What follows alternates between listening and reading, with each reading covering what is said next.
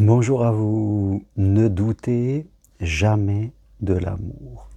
J'ai un ami qui est moniteur d'auto-école et qui me disait qu'il avait des élèves qui avaient passé l'examen, qui l'avaient échoué, qui avaient repassé l'examen, qui l'avaient échoué, et qui avaient continué, malgré les échecs, malgré les déceptions, à repasser l'examen, et qu'il m'avait dit que 100% des personnes qui continuent à passer l'examen malgré la déception, malgré les échecs, finissent à un moment par avoir cet examen. Alors qu'il y avait d'autres personnes qui passaient l'examen, qui avaient un échec, faisaient ça une fois, deux fois, trois fois, et après elles arrêtaient par peur d'un nouvel échec, par peur du qu'en dira-t-on, par peur de ce qu'allaient dire les autres, par peur de se dire à soi-même « Ah, t'as encore échoué ». Voilà, donc comme elles avaient peur de l'échec, donc elles abandonnaient et elles n'avaient jamais leur permis. Mais celles qui étaient souples, qui ne faisaient pas un problème personnel, qui étaient persévérants et qui continuaient malgré tout, à un moment, eh bien, avaient leur permis. Et je crois que cette règle est une grande règle de la vie. Forcément, quand nous voulons faire quelque chose, eh bien les choses ne se passent jamais du premier coup. Et parfois nous faisons des erreurs, nous vivons des échecs, et nous apprenons et nous recommençons. Et ça peut se reproduire, mais toute personne qui est patiente, persévérante, souple, finit par arriver là où elle veut être, et parfois encore plus loin qu'elle veut être, parce que eh bien, la vie nous amène toujours là où on ne sait pas qu'on peut aller. Notre mental est toujours très limité et on s'aperçoit qu'on va ailleurs, on va mieux, on va plus loin, quelque part. Et ça, c'est valable en amour. En amour, on peut avoir eu des histoires, on peut avoir eu une enfance, on peut avoir développé des comportements inadaptés, des façons de communiquer pas terribles et on a vécu des échecs. Alors il y en a des fois qui s'arrêtent, qui n'y croient plus. Comme ceux qui croient plus qu'ils pourront avoir le permis parce qu'ils ont peur de souffrir, donc ils abandonnent. Et il y en a d'autres qui, malgré ça, continuent. Et hier, j'étais avec un ami de 66 ans qui est vraiment dans une très belle histoire. Et après un divorce, il y a une vingtaine d'années, eh bien, il avait eu que des histoires un peu compliquées. Mais il a quand même toujours gardé foi en l'amour. Ne jamais remettre en cause l'amour. Il a gardé foi.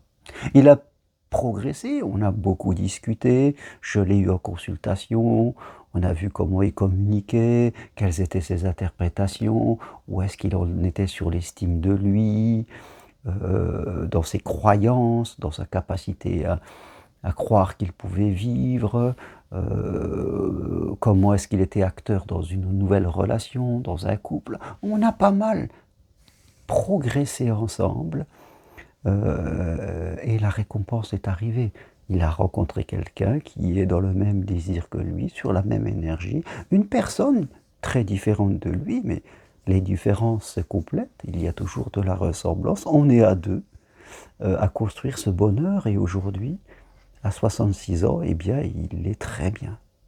Il a compris que cet amour, cette relation, et puis sa compagne aussi, c'est vraiment un trésor, et que le trésor, eh bien, il faut l'entretenir, il faut le préserver. Il n'a pas abandonné. Il n'a pas abandonné malgré ses déceptions. Il a fait le deuil parfois de situations, de souffrances qu'il a pu traverser aussi. Et il s'est remis en selle, comme on a dit, mieux, différemment.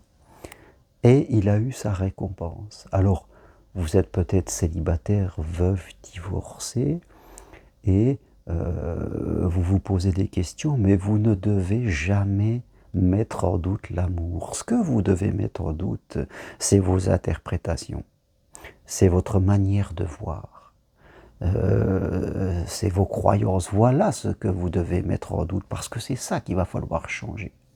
Si vous pensez que tout ce que vous faites c'est bien et c'est que l'amour qui a tort, là vous êtes complètement à côté de la plaque. C'est l'inverse qu'il faut faire. Croire en l'amour, qui est un maître, qui est la plus grande des écoles, et remettre en cause vous-même votre manière de penser et d'agir. Et pas le contraire. Parce que si vous faites le contraire, c'est sûr que pour vous, la porte est définitivement fermée. Maintenant, il y a des gens qui font le contraire, qui disent que c'est l'amour, comme ça, et bien par déni, par fainéantise aussi, ils n'ont pas envie de se remettre en cause et de faire ce travail. Toujours la peur de souffrir qui vient modeler tout ça, mais quand ils sont seuls, ils souffrent. Mais ils essayent de vivre avec cette souffrance qu'ils connaissent. Hein, j'ai pas mal de gens qui souffrent de solitude, qui m'écrivent, mais qui prennent jamais de rendez-vous. Parce que voilà, ils sont dominés par cela et ils ne veulent pas remettre en cause leur manière de penser. Et c'est ça ce que vous devez faire aujourd'hui, c'est ne pas remettre en cause la vie, ne pas remettre en cause l'amour, ne pas remettre en cause l'argent, mais remettre en cause votre façon de voir les choses. Parce que c'est en changeant vos paradigmes, comme on dit, c'est en modifiant votre carte du monde, en l'améliorant, que vous allez pouvoir aller tout à fait naturellement vers l'amour et l'abondance qui vous attendent. Maintenant, si vous restez enfermé dans votre manière de penser en disant c'est comme ça, pour moi, on ne peut rien y faire, là oui, c'est certain, vous connaissez déjà votre avenir parce que vous vous empêchez de l'écrire. L'avenir ne sera que pour vous que la répétition de votre passé. Voilà ce que je voulais partager avec vous aujourd'hui. Si vous êtes patient, persévérant, souple, et que vous remettez en cause votre manière de penser pour apprendre quelque chose de plus utile, tout vous est ouvert dans la vie. L'amour, l'abondance. Et si vous voulez aller plus loin, eh bien, investissez sur vous, prenez un rendez-vous avec moi, c'est possible, de chez vous, à distance, suivez mon programme En route vers l'amour, en 4 séances, devenez psychopraticien pour accompagner les autres à développer un monde meilleur à l'intérieur d'eux.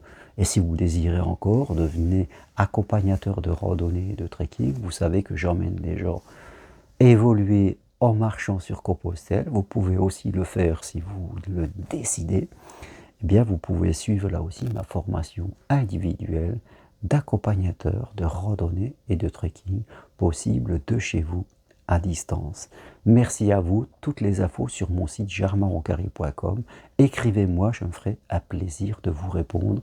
Et si vous aimez mes vidéos, eh bien appuyez sur j'aime. À bientôt. Au revoir.